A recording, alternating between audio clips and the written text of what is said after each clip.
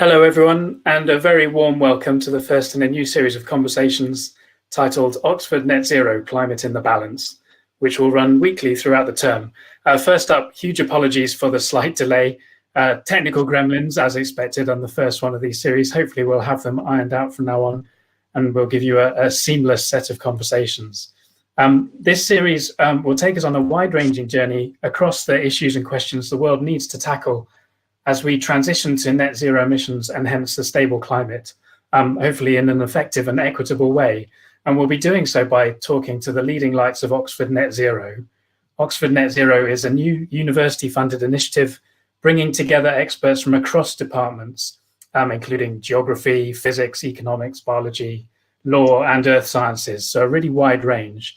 And the aim is to provide key insights and resources at this critical juncture for international action on climate change.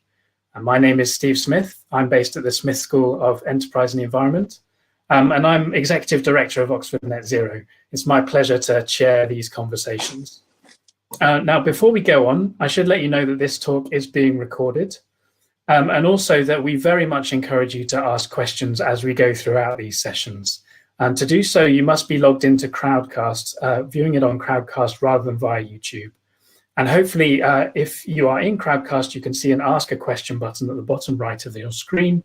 And you can write in your question. And equally importantly, you can vote up existing questions that you like. And I'm going to do my best to ensure that we cover a good number of those before we close. Now, to help me with this first seminar, this first conversation, I'm delighted to have three other members of Oxford Net Zero, the team with me, who'll be helping set the scene with why net zero. So I have Professor Myles Allen, Kaya Axelsson, and Professor Sam Fankhauser. And the way we're going to structure this is that each of them is going to talk for hopefully no more than 5 minutes. Myles on why net zero, so the physics of the climate system, which leads us to be talking about net zero in the first place. Sam is going to talk about why net zero is relevant to our activities as a society. So where do emissions come from and where are the key challenges? Where do they lie in terms of economic sectors? And then Kaya is going to talk about the why and how of net zero at organizational and individual levels. So in particular, what are the tools and information needed to drive net zero ambition and importantly, action, of course. After that, we're going to open it up to a bit of conversation and ask as many of your questions as possible to these three people. So we're going to kick off with Professor Myles Allen. Many of you will know Myles already. He is a professor of geosystem science in the School of Geography and the Environment and the Department of Physics as well.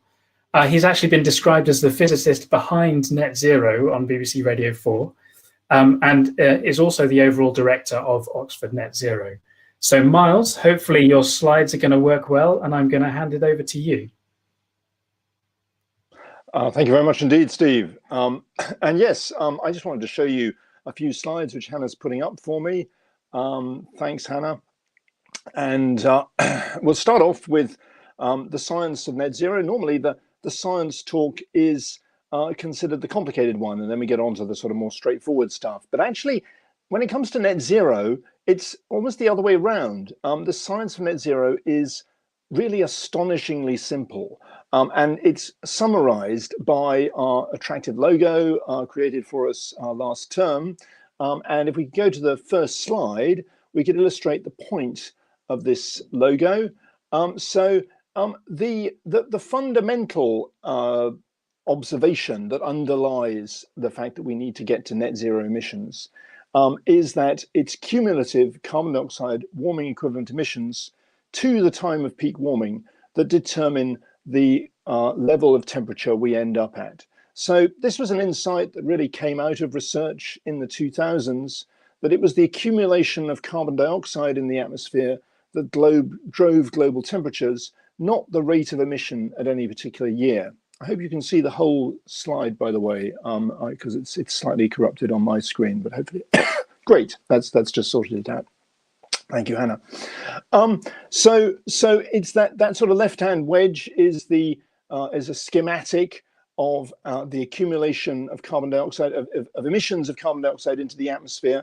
And the reason we sort of sketched it in this way is that it's almost inevitable that a pathway to net zero will look something like this. we've got to start reducing emissions. We've got to start reducing emissions as soon as we can. And the longer we delay reducing emissions, so that the longer that round hump at the beginning of this declining pathway to net zero, the faster we have to reduce them in the future.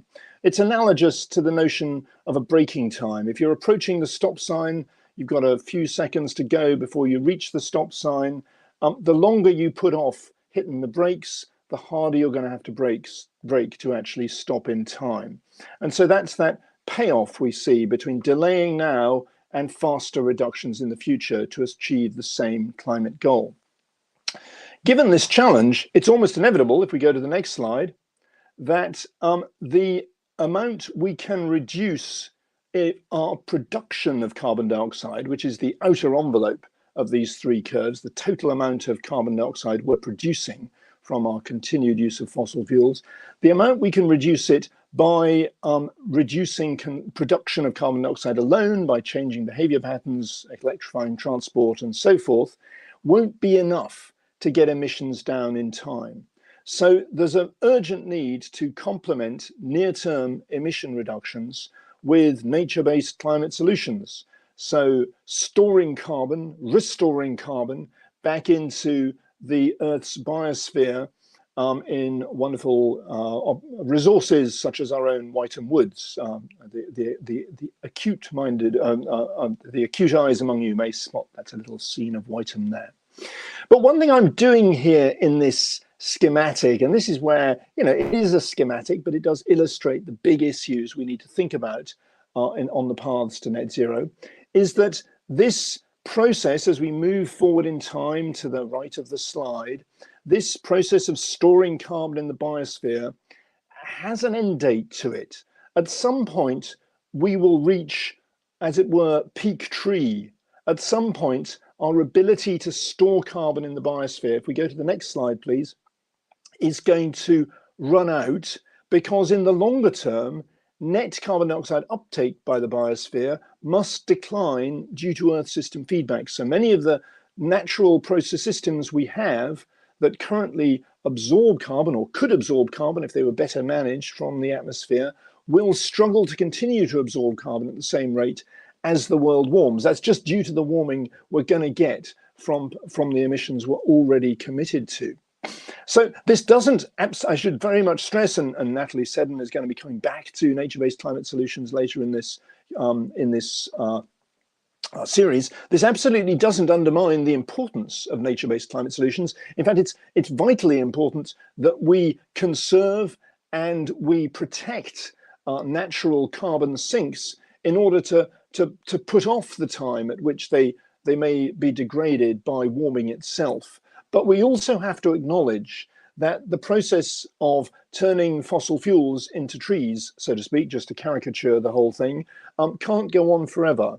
And that therefore there's a need, if we go to the next slide, please, to scale up geological carbon dioxide storage. And that final wedge is the carbon dioxide we will need to pump back underground. If we go to the final slide,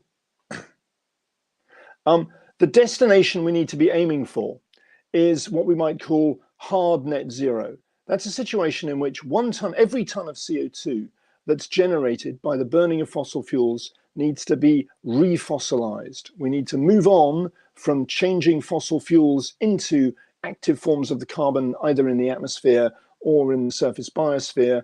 And we need to essentially stop fossil fuels from causing global warming by pumping CO2 back down underground. And that's got to be our ultimate destination for achieving net zero. So that really sets the parameters, these sort of three things we need to do: reducing consumption, reducing the production of CO2 in the first place, offsetting some of our, as far as we can, our remaining emissions with nature-based climate solutions, and recognizing that in the long term, we need to be moving to geological storage of the remaining CO2 we produce as the only way of ultimately stopping fossil fuels from causing global warming. That's the scientific context in which we're working, and that's the challenge which the economists, like Sam Fankhauser, are going to have to step up to. Over to Sam. Thank you, Myles. Just before before I introduce Sam, I'm going to take chairman's privilege and ask you a question with a very quick response. Since you're the climate scientist in this conversation, what actually happens to the climate system when we get to net zero CO2 emissions? Or we get to net zero CO2, we're no longer seeing any carbon dioxide induced warming.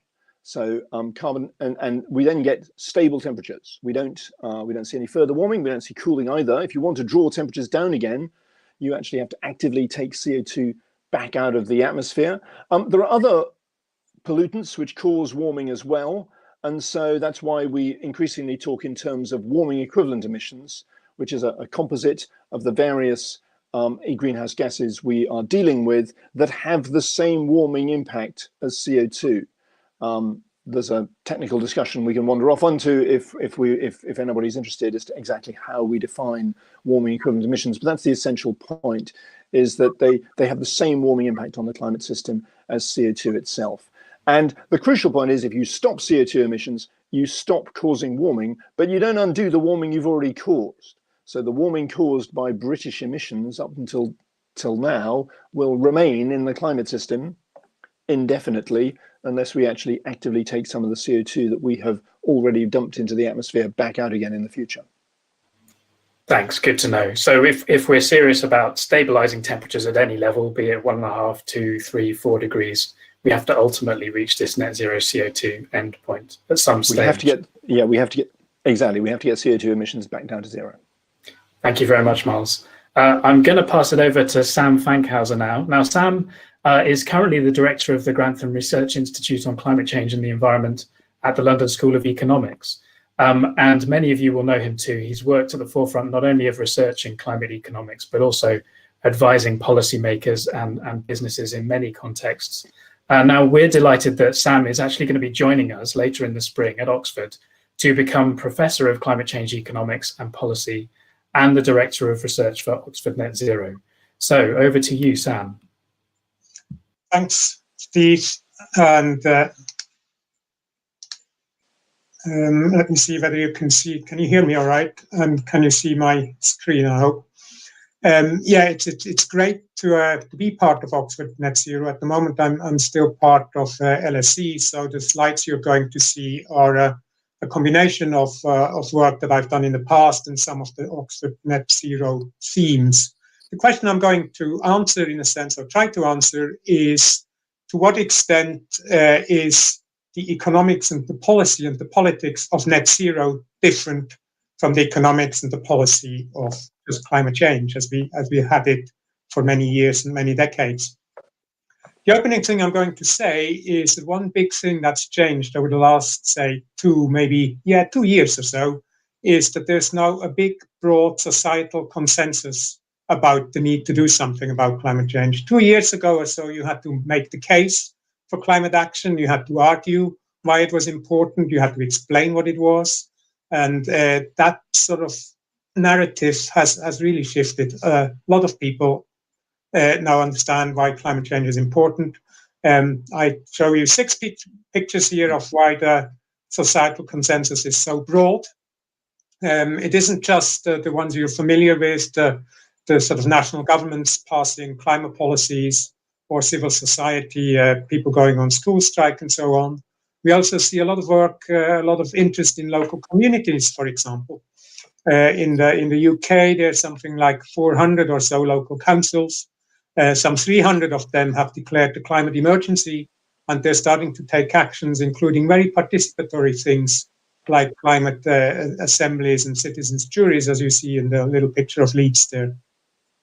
The courts are also increasingly taking an interest in climate change, are starting to implement the legislative bases that exist and are starting to rule on climate change. The picture you have here is of a Dutch NGO that took the Dutch government to court and won, and the Dutch government had to tighten its climate change provisions and climate change ambitions.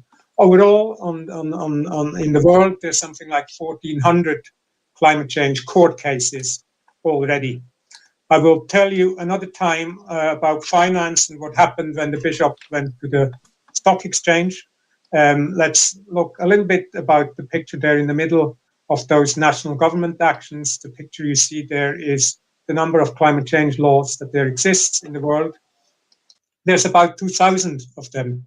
And the good news is that every country in the world is doing something about climate change. The bad news is it doesn't add up to net zero yet.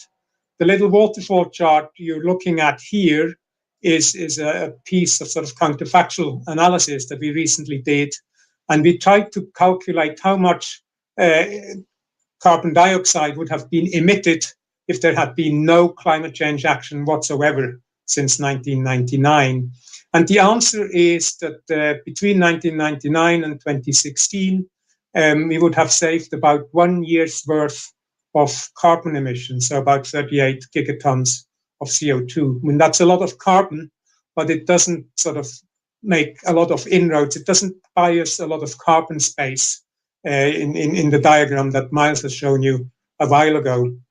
The waterfall also shows you here that it's about 40% of the emissions growth since 1999 has been avoided through climate legislation. Of course, that means that 60% has still happened. And that, in a sense, gets us to the challenge of net zero, the things that make net zero different from just climate politics and climate policy as we have had it. Let me give you three items that I think are particularly sort of salient for net zero. And the first challenge is that we have to speed up that action, the speed at which we reduce our emissions. This chart here is quite busy, but hopefully intuitive. It's also quite old, but let me quickly talk you through it. The formula there on the right tells you what determines carbon emissions in the energy sector. And it's a combination, tautologically almost, a combination of three factors. One is the amount of CO2 that we use per unit of energy, so the carbon intensity of our energy. The second is how much energy we use per unit of GDP. So that's our energy intensity. And then the final one is GDP, so our economic output. We don't want to reduce economic output, which means we have to play around with the CO2 intensity of energy and the energy intensity of GDP. You see those here on the two axes. On the y-axis, you have the CO2 intensity. On the x-axis, you have energy intensity. Each dot is a country. And you see that a lot of countries, particularly the gray low-income countries, are still intensifying their CO2 in the energy. They're carbonizing their energy sector. But most countries are to the left of the chart. That means energy intensity of GDP is improving. That's the good news. The bad news is, look at that red line there. To be on a path even for 2 degrees, let alone 1.5 degrees warming, each country, each one of those dots would have to be below the red line. They would have to have a combination of carbon intensity and energy intensity that is sort of more than 5% reduction a year. And you see there's only a handful of countries doing that. So challenge number one, speeding up the rate of decarbonization. Challenge number two follows directly from that, and that's that we have to move from the sort of sectors that we have learned to associate with climate action, with renewable energy and energy efficiency, which are, in inverted commas, the easy things. We have to start moving to the broader set of emissions and to start looking at the difficult emissions that we also have. You've all heard sort of words like the race to net zero or the race of our lives. If you think of net zero as a race, the electric power sector, surface transport, electric cars and renewables, they're ahead in the race. We're not there yet, but it's happening. It's starting to happen. The challenge of net zero is that we start looking at the stragglers at the back of this race. How do we decarbonize aviation? How do we decarbonize agriculture and industry? So the second challenge is to start looking at those difficult emissions. The third challenge I'm going to give you is the net in net zero. We're not talking about reducing gross emissions to zero. We're allowing for an element of offsetting residual emissions through negative emissions. Myles has talked about what those might be, a mixture of nature-based solutions like afforestation and technical solutions. like direct air capture and so on. Now, these things don't happen on their own. They don't have a value unless the government intervenes and incentivizes these things to happen. So a third challenge is, how do we give negative emissions an economic value? How do we incentivize people to produce them for us? There are various ways in which we can do that. This infographic here shows you two, and I'm not going to go into the details, but just going to tell you what the two are.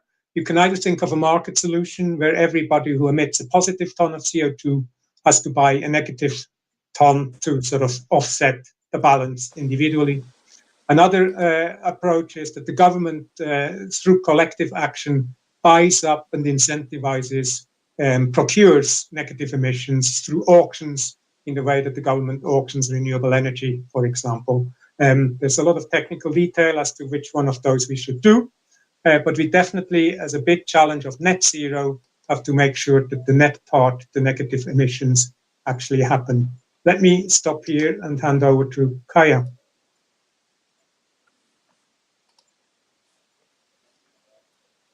Thanks so much, Sam.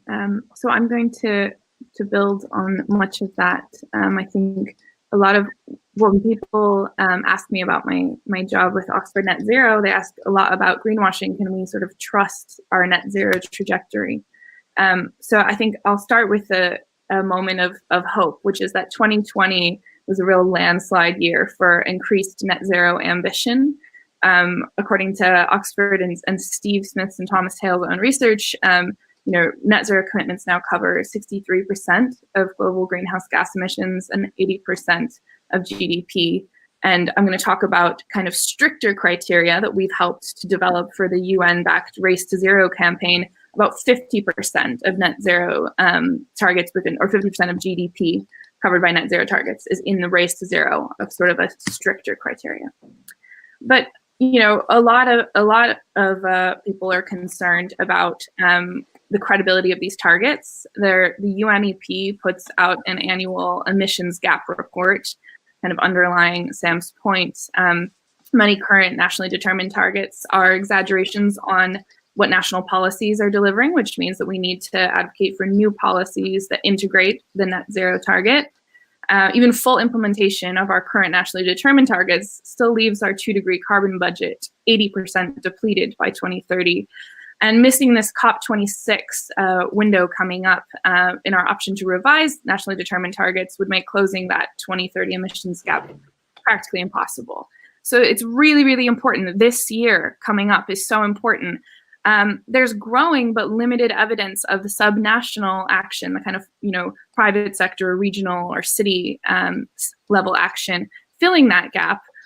But that just shows the importance of us all doing that work, because if we begin holding our own to a high standard, that can often influence the nationally determined target process and create more ambition. So that's what we call the ambition loop, which I think brings me a lot of hope when I think about it. And I've seen it in the UK, just as the UK has set out a net zero target. I'm working weekly with the UK government to think about how we incentivize action among small businesses, among large businesses. And then in turn, those businesses, as they start figuring out their net zero strategies, put more pressure on the government to develop policies that are integrating and flowing with them. And I added this, this ambition loop graphic is, I think, really inspiring. It was developed by a coalition of climate action organizations. I added one more column here, very cheekily, which is just the role of innovation and the role of research. And Systemic did a report that showed that low carbon solutions could be competitive in 75% of sectors by 2030, compared to 0 in 2015. So that just shows you how hard people are working. The real heroes of the net zero process are, I think, the engineers and innovators who are making this possible. And we're going to create over 35 million jobs, we might add, in the net zero transition. So who is in what we would call the Race to Zero, which is this UN-backed campaign to build momentum around the shift to a decarbonized economy ahead of COP26 in Glasgow? And Oxford has been really privileged to be able to help develop the criteria that have kind of created a minimum for joining this race, meaning that you have to have a more robust net zero target than sort of whatever you come up with in your kind of corporate strategy that you think means net zero. And I'll talk about that in a second. But there's 452 cities in the race to zero. I mean, and this is a race that started just a year ago. 22 regions, over 1,000 businesses, and growing every day. I got a message on LinkedIn yesterday from someone who had seen me speak at the Race to Zero from a major food company, and they said, "We saw you speak. We joined the Race to Zero." You think you're never making an impact, and you get messages like that. 45 investors, and that's growing. There's a UN Asset Owners Alliance that's growing and growing, and universities like Oxford all over the world are in the Race to Zero, acting as thought leaders. So what are these minimum criteria that we've come up with? And I really have to say that it's not just been Oxford. We had a huge coalition building process by which we invited all the smartest people that we know in climate action organizations, practitioners who are actually developing net zero strategies for their business or for their city, for their region. And we brought them together, and we kind of developed a 4-step plan, which is much more detailed if you go to our website. But the kind of premise is that you have to pledge at the head of the organization. So, maybe that's a mayor, or maybe that's a CEO. You have to reach net zero in the 2040s or much sooner. And you have to set out a plan. I think what's wonderful about net zero targets is that, just as Myles said, we start from our destination, which is hard net zero, right? And then we move backwards from that. And that's unveiling all of these uncertainties that we have to deal with. Oh, we need more research and development on this aspect of decarbonization. Oh, it looks like I'm relying on the same resource as another sector. It looks like we need to pool our resources to make sure that we have alternative options, and we're not fighting over the same resource in 10 years. We need to take immediate action as part of our criteria. It's not enough to just say you'll push it down the line and we'll handle that in 30 years. If you're offsetting, you need to spell out how you're offsetting, which goes to Myles' point earlier. And you also need to publish your progress, at least annually, including via, to the extent possible, platforms that feed into the global action tracker so that we know how far we've come, and it's not just about ambition. So Oxford has been working really hard to help people actually do the work. We've been reviewing tools that we think might be helpful to businesses, cities, regions, investors, and we have them up on a website, and that tool library is incomplete. It's not a rubber stamp on any of these tools per se, but it's a first pass to say, we think these tools are part of the solution, and we're encouraging and engaging with those tool providers to keep maintaining robust criteria and strategies that are aligned with science. So you can go over to netzeroclimate.org for explanations on net zero, for definitions, for tools.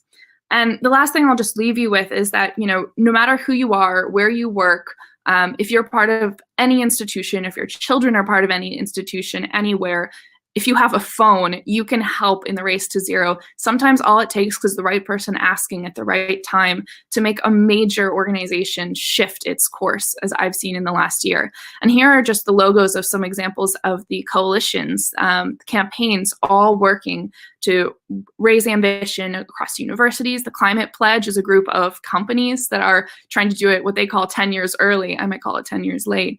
But it's definitely earlier than 2050. So those are all 2040 commitments. And then you've got the business ambition for 1.5, science-based targets is working to align, and the Global Covenant of Mayors is, I think, joining the Race to Zero, along with an SME climate hub that Oxford has partnered with to help launch in the fall. So if you know any organization, ask them to join the Race to Zero and help us communicate the science that you've heard about today. Thank you very much, Sam and Kaya, for those very comprehensive overviews, and Myles as well. I should say, for those of you who don't know Kaya, she's a Policy Engagement Fellow for Oxford Net Zero, and actually previously as a student and Vice President of the University Student Union here at Oxford, she was really a driving force behind getting the university to set its own targets for net zero carbon emissions, and also to engage on net zero and fossil fuel divestment across its whole endowment portfolio. So really key knowledge on how this works when the rubber really hits the road. So after those overviews, we're going to move to questions from you, the audience, and ask the panel members to answer them. So if you haven't already, do look in the Ask a Question section, upvote those questions you like and add your own, and we'll try to get through as many of them as possible. The first one I'd like to ask is the most popular one at the moment, and it's a great question from Philip Michelson. I think I'll ask you, Kaya, and maybe Sam after Kaya about this. Are there global standards for assessing net zero? I think, Kaya, you touched on the race to zero criteria, and perhaps that's a start, although what strikes me is that they're in a way quite process focused. And I saw, for instance, an article just this morning on Bloomberg, which was showing the amount of offsetting that some companies with net zero strategies were banking on using to meet net zero. Some from some industries which you may say are going to have a genuine tough time to get to net zero, so perhaps they're justified in using offsets, but also some other companies who you could argue could do more themselves. So yeah, are there global standards, or what would be the way you'd think about assessing a robust net zero target and strategy? Sure. So, I mean, you've just mentioned that one of our criteria in the race to zero is that you should decarbonize as far as possible before you rely on offsetting. First of all, it's going to be probably cheaper than having to invest in ultimately what we'll need for a sustainable net zero, which is geological storage options, which are much more expensive. So you might as well do the work of decarbonizing, the real work of doing it in-house first. So that's one kind of principle. But then I think that there are organizations that are really great in helping other organizations set net zero targets. So I think that the SBTI is one that is looked on as a really high standard organization. Like every organization, I think they still have some work to do to be fully net zero aligned. But I think, and then in terms of reporting, the CDP is often looked to. But I think to answer your question fully and honestly, this is something that's in development and very much something that Oxford is helping on. We are developing standards as we go. This Race to Zero campaign is the first coordinated, international campaign ahead of COP of this scale. And so sort of I think you'll see our research come out to try to advise methodology on new standards over the next year. And I hope you'll stay tuned for that. Sam, Myles, do you think there should be a single global standard? And if so, what do you think should be in it? Yeah, I don't think we will have a global standard anytime soon. There will, I'm sure, be national standards, and there will be standards for particular sort of schemes or voluntary schemes or regulated schemes. The standards come in two parts for me. One is the amount of offsets you have to buy, and the other is the quality of the offsets you have to buy.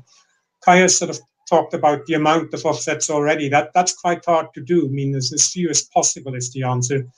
And we will find over time that we actually need fewer than we had thought in the beginning. That's sort of my prediction. In terms of the quality of the offset, there's an important distinction between offsets such as to reduce emissions, so energy efficiency offsets, for example, or sort of fuel switching offsets. They make you carbon neutral. They don't make you net zero. So we will have to move to offsets that genuinely remove carbon from the atmosphere through afforestation or similar. So net zero means the quality of the offset is carbon removal rather than just emission reductions. And the other point to stress is that in the really big picture, we are, as I emphasized at the beginning, at some point, we're going to need all our capacity for biosphere restoration just to compensate for the carbon being released by global warming itself. So we can't afford to rely on the biosphere to mop up fossil carbon emissions forever, which is why we need to be thinking about reducing those emissions as far as possible and investing in longer term storage solutions for the emissions that remain.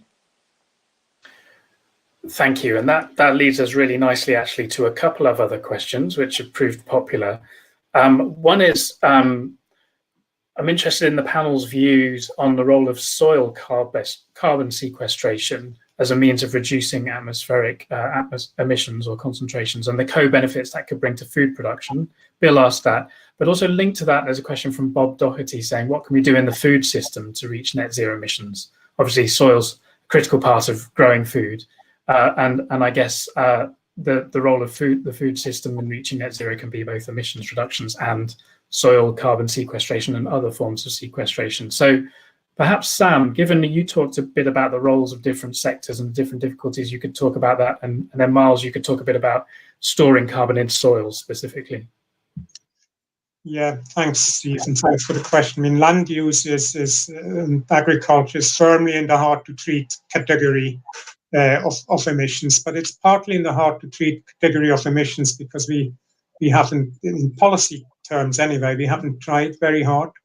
It's quite striking that in the UK, at least, there's been a lot of regulation on a lot of emissions in the agricultural sector. It was always voluntary type approaches, and you can sort of do more in the agricultural sector by actually applying the policy tools that we have applied somewhere else. And I don't say that very often, but there is actually potentially a sort of a Brexit benefit here in that we have more degrees of freedom than we used to have under the common agricultural policy.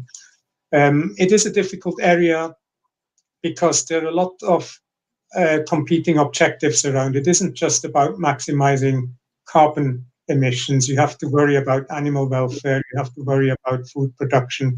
You have to worry about the natural environment. So this is genuinely an area where you have multiple objectives to balance.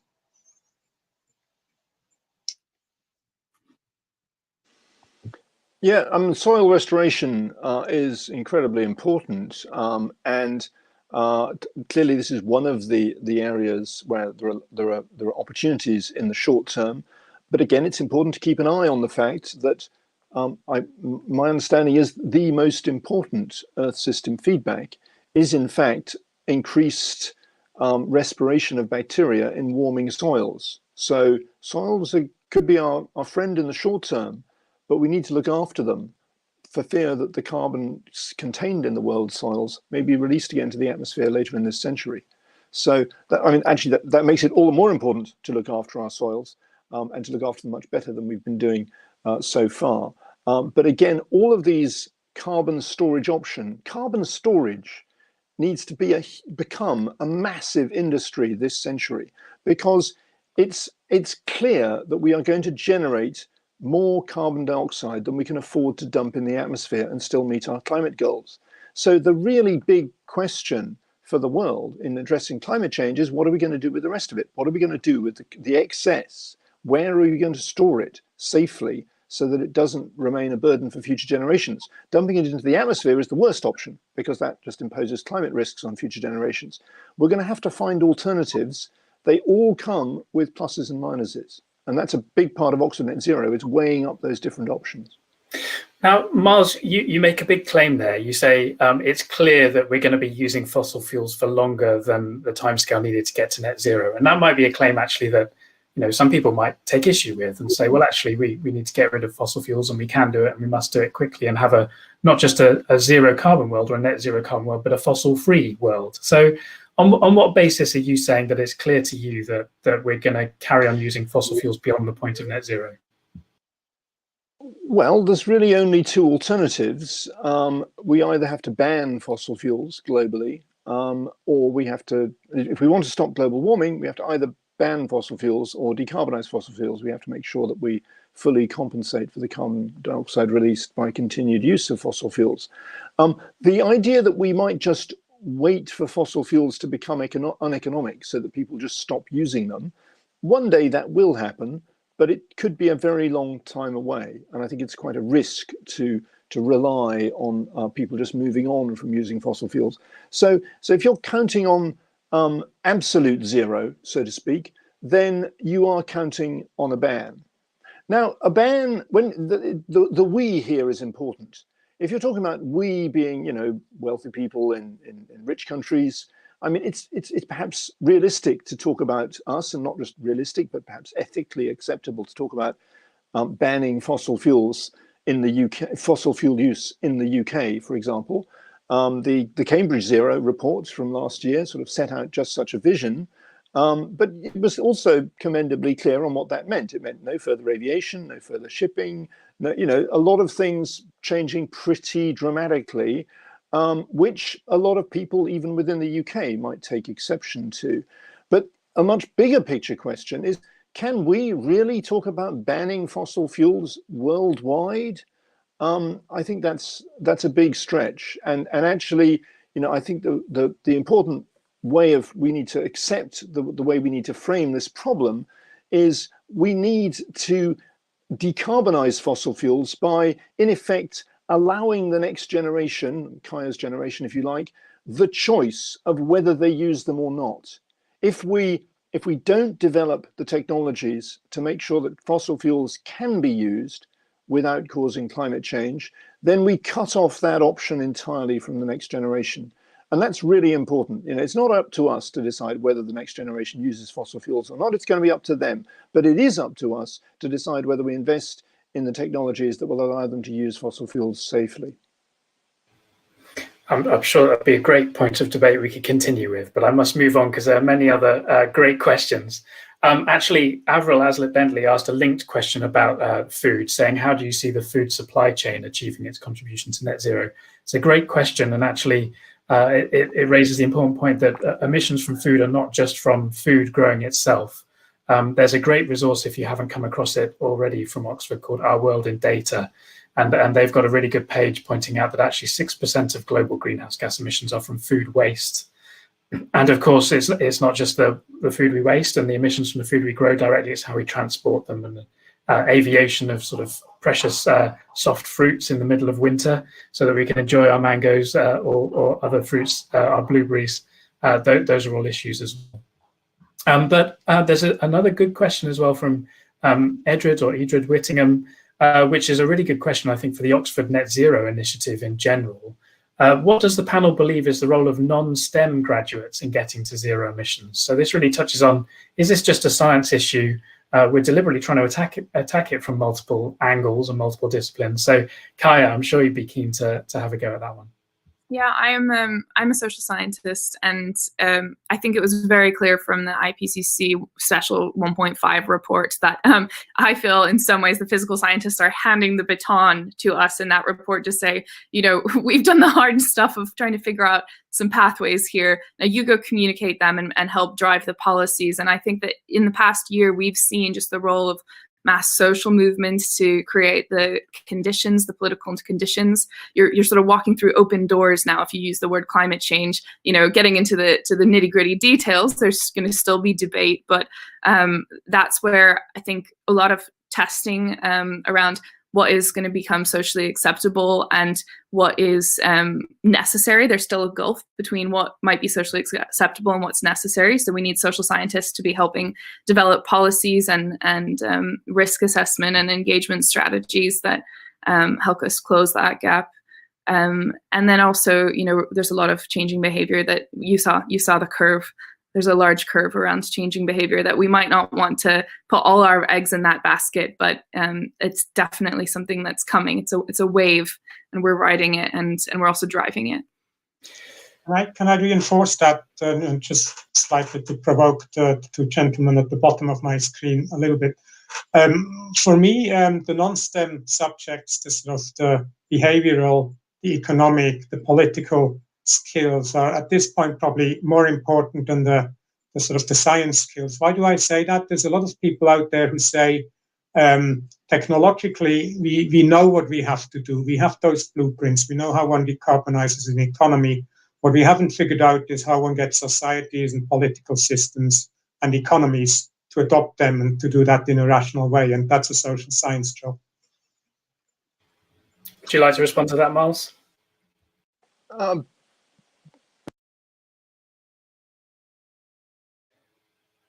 I'm afraid I can't hear you. Maybe you're suffering from your internet connection again. But no, I think it was just a delay and untoggling. You hear me? So thanks for go ahead. Yeah. That's absolutely fair enough, and I broadly agree on that one. But I do want to stress one phrase that makes me feel uncomfortable, which of course was popularized by Greta Thunberg, and it's very dangerous to criticize anything coming from Greta Thunberg. But the phrase "listen to the scientists" worries me, and because nobody told me that I had a privileged position to tell the world what to do, and there's no, so I think it is important that we, and I think we've seen the dangers really over recent years in sort of technocratic, there is no alternative, you have to do it this way because that's what the scientists say, approaches to solving problems ranging from the global financial crisis to coronavirus. I mean, people objecting to lockdowns and mask wearing and saying, what do these scientists, know? Because so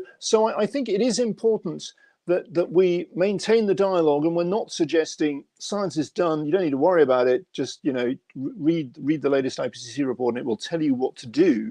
Now it's just a matter of persuading people to do it. I don't think that will work. I think it's going to be up to the scientists to engage with the public and understand what they want and what's driving them, particularly in different parts of the world. We live in a very odd bubble in terms of Europe and as well the coastal US in terms of our priorities, and a part of Oxford Net Zero is actually diversifying the conversation so that we're getting a broader range of perspectives in, not just from other countries but also from other stratas of society in the UK who perhaps haven't really engaged with the environmental conversation so much up until now, and who might be quite adversely affected by the wrong climate policies. Get climate policy right and everybody wins, but get it wrong and there will be major losers, and we need to be very careful of that. Yeah, I wholly agree on that. I think in terms of listening to the science, I agree everyone should listen to the science, and they can expect that to provide answers about what is, but not necessarily what we ought to do about that, and that unavoidably involves science plus values. So huge role for others there. And I think that links quite nicely to a question from John Matthias. Do you think that the inequitable access to resources across the globe will be a barrier to achieving net zero? Again, that might be a question you all have views on. But perhaps, Myles, I know that's something that we are hoping to address, actually, or broadly address this issue of different ways of perceiving and dealing with the net zero challenge in other parts of the world. So do you want to kick off with that one? Yes, I mean, I think, for example, I can't resist the plug. I was involved in the TED Countdown series. Please go and look at go.ted.com/Myles Allen if you want to see more. But on there was, one of the other, from Ruth Mutiso, one of the follow-up talks to mine was her perspective representing an organization that's all about energy access for Africa. And, they feel very strongly that Africa needs energy, and fossil fuels are part of that, energy mix that Africa needs to develop. And we need to engage with these conversations. And, it's quite easy for us in some sense in the UK. And one of my concerns actually is the net zero conversation in the UK is very UK focused. We're all working out how to get the UK to net zero by 2050, which is fine.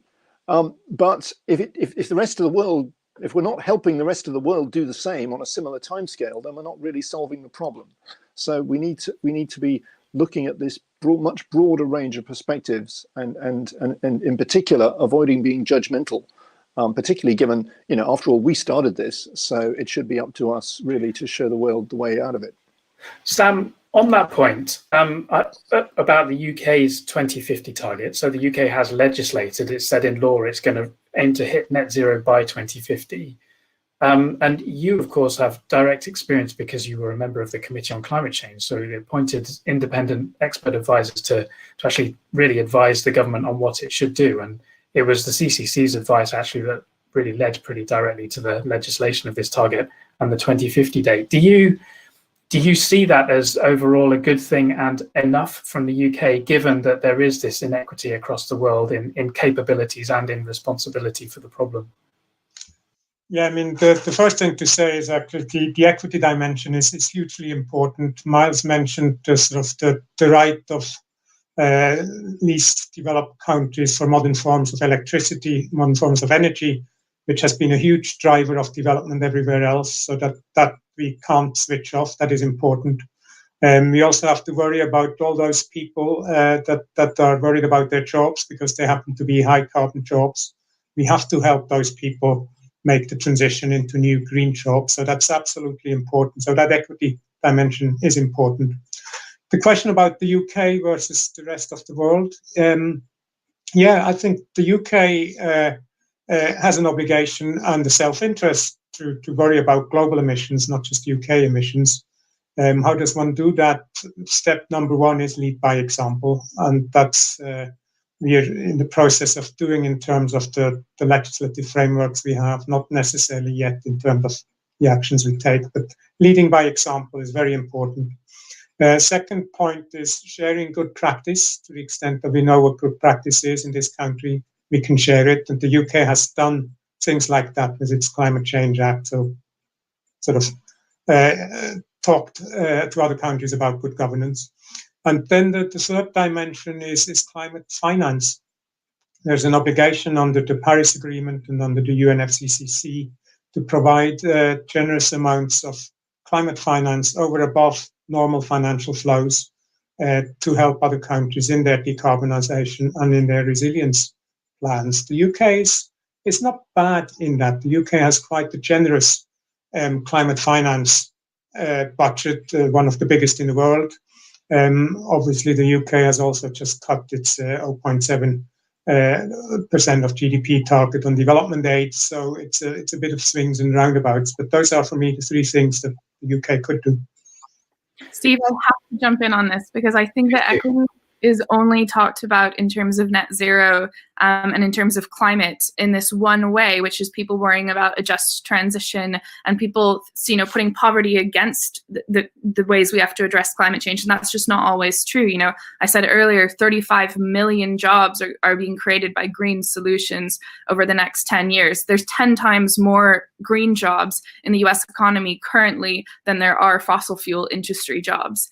And I think that there's so much that if we do this right, if we do this transition right, we could really prosper. And there's other concerns related to equity. Anytime there's a shock to the system or a major transition, it's often the poorest people who sort of get left out of those community discussions. So, it's not just about jobs, but it's also about like land use. We have to make sure that we're stipulating that in these policy transitions to net zero, we're doing community consultations. We're not just taking people's land away in order to get there, or if we are, we're really doing it with a fair process. There's definitely concerns around equity when it comes to Indigenous communities and the way that we're going to have to use new mining materials to decarbonize. And I think these are all the kinds of questions that come into the net zero discussion that I'm hoping our new equity fellow is considering. But I just wanted to point out that equity is sometimes posed opposite climate solutions, and it just doesn't have to be. And I think we should keep that in mind. Climate solutions are not always a cost, yes. We're past 2 o'clock, but I'm going to continue till 10 past 2. So those of you watching, do feel free to stay until then, given our late start. And I'm going to therefore try and squeeze in 2 more of these excellent questions from the audience, and then take Chairman's prerogative to squeeze in a final one of mine. So Alice Altamer asks, what is the most efficient nature-based climate solution today? I guess you could measure efficiency in one of several ways. Does any of you want to tackle that one? I'd actually really like to punt it forward to Natalie, to the experts on nature-based climate solutions in our forthcoming net zero talk. That feels right. There's one thing that I read a lot about at the moment is things like mangroves, which seem to have multiple benefits on climate resilience, on biodiversity, on emissions. But I'm sure Natalie will have many better examples than that. That's a great plug, because that is the very next talk next week, actually. I'll be in conversation with Professor Nat Seddon and Cécile Girardin, who both work in the Nature-Based Solutions Initiative here at Oxford. So Alice, do tune in for that one and ask your question again. It's a great question. So one more question. This is from Jim Smith. What gives you the most hope, given that the topic tends to be pretty scary? I don't know about you. This is something I find I'm asked quite a lot, actually, these days. So I am going to ask you, Sam, to have a go at that one first, and then Kaya and Myles. There's 2 things that give me hope. One is something I sort of mentioned at the beginning of my talk, which is the the really broad consensus across all strata of society, in the financial sector, in the business sector, at local government, in the courts, amongst civil society, that we have to do something. If you think that sort of the last general election, the slowest political party, or the least ambitious political party on climate action in the UK was the Tories, and they wanted to be net zero by 2050. That's the slowest ambition that we have in society at the moment. That gives me hope. The other bit that gives me hope is that the technological solutions, to the ingenuity of reducing emissions is becoming increasingly available and increasingly cheaper. Renewables, batteries, electric cars, these things are starting to happen. So that gives me hope. But yeah, it's not going to be easy. We should be clear about that. Kaya. I get a lot of hope by just seeing almost how sometimes it's really hard, but sometimes it's really easy. And I think I said before, sometimes it really just takes people starting the conversation. And because we've had these environmental movements speaking up, because people are realizing, partly through the work of, Oxford's research on stranded assets, or sort of the normalization of this understanding that it is economically important to align with climate solutions, sometimes you are pushing on open doors. And the more I push, the more they open and respond. And so I just think staying active and, racking your brain for people you could talk to try to influence to join the race to zero, that alone will bring you hope, because, it's the only way to ensure that that we're doing everything that we can. And Myles? I think it's important to recognize how far and how fast we've already come. I mean, I first gave a talk on the need for net zero in 2005. I kind of know exactly when it was, because it sort of, a lot of people were puzzled by it at the time. I was talking at one of the UNFCCC meetings in 2012, the one in Doha, and again, presenting the fact that we were going to have to get to net zero emissions.